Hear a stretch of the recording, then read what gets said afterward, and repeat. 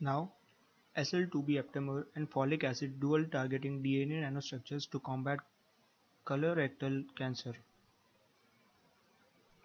In research done by Pengchao Sun and his team, they constructed DNA tetrahedra and modified it with SL2B aptamer and folic acid. This SL2B can prevent the growth of cancer cells by interrupting 11 vascular endothelial growth force notch signaling pathways. There is another component Td which was small in size and entered the nucleus quickly. So this SL2B multimers were created with Td and different numbers of SL2B. Best among several combinations was one SL2B per Td, and it showed great anti-cancer characteristics as compared to SL2B. There was also another component DOX which was further enhanced by functionalization of SL2B and F-DOX intercalated Td modified with 2F and 2S, and it entered in the nucleus by the Td. This modification caused the HT29 cell inhibition at much lower DOX concentration. DNA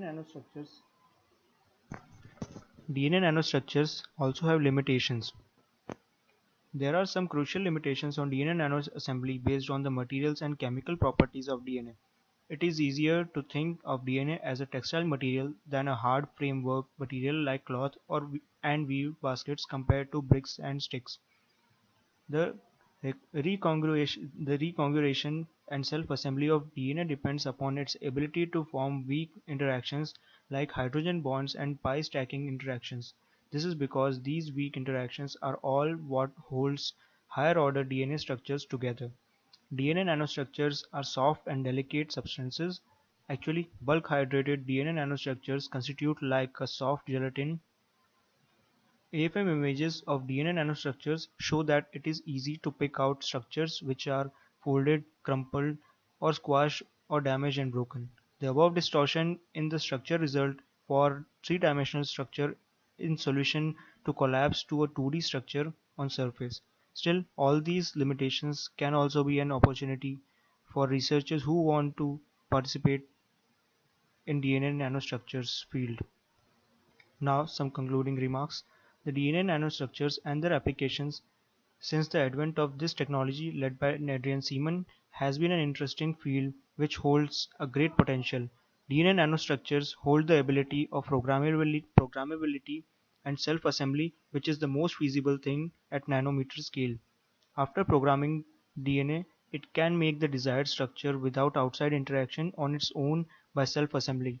Other inorganic nanotechnology does not allow abilities like self-assembly, which make them rely on slow and very careful atom by atom or molecule by molecule assembly by the designer using very high precision instruments. The DNA nanotechnology has a very promising future in biomedical applications, templated assembly, and DNA theranostics. DNA templated assembly could be used for making nanomechanical devices or used to make some optical devices by assembling materials with optical properties on the templates. Thank you. This was all from my side.